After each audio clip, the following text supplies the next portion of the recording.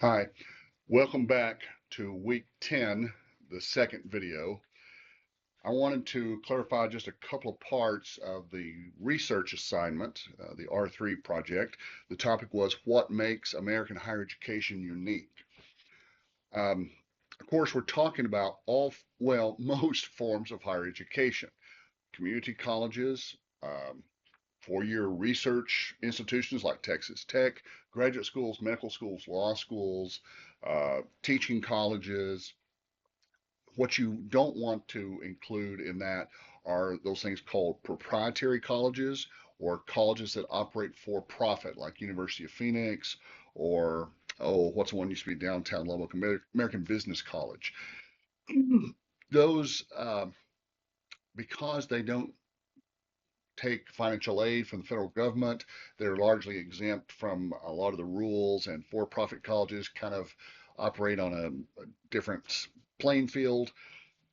So we won't include those in our discussion. But yeah, community colleges, four-year colleges, graduate schools, med schools, law schools.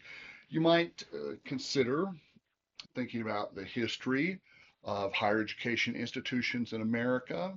We mentioned earlier, maybe their structure, how they're run, like an organizational chart.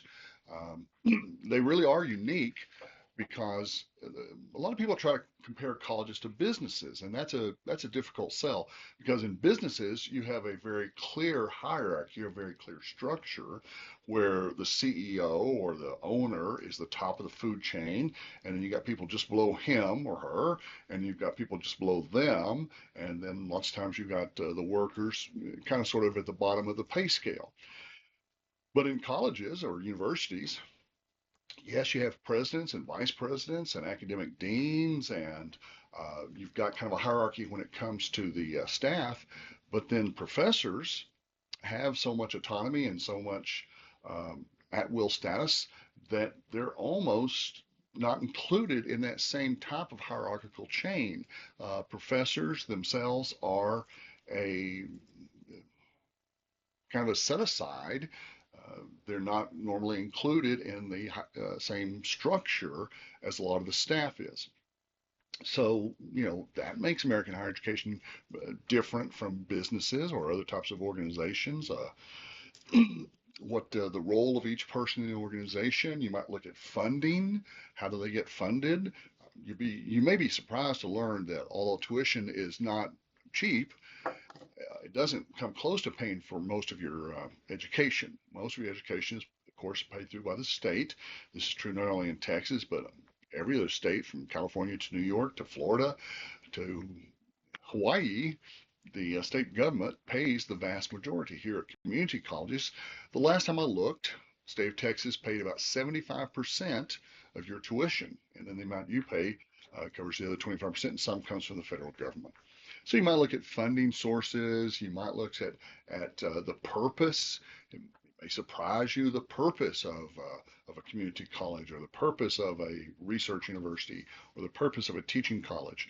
But the purposes might be unique, might be interesting to you. The role of students, the role of the college or university itself.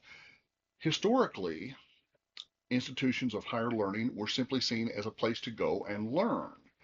Professors went to teach, students went to learn, and did some research on the side.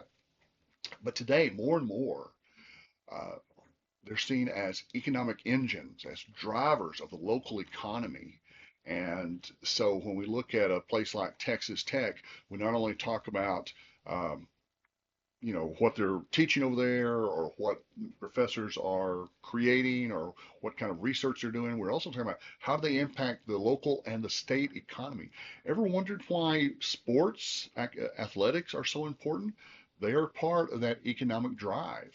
So that may have some appeal to you.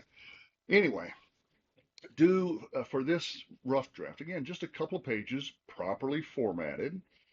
I'll open up the Turnitin app here, tomorrow probably, and but just give me your initial thoughts, just kind of off the head thinking, just a good brainstorm is really all I'm looking for here.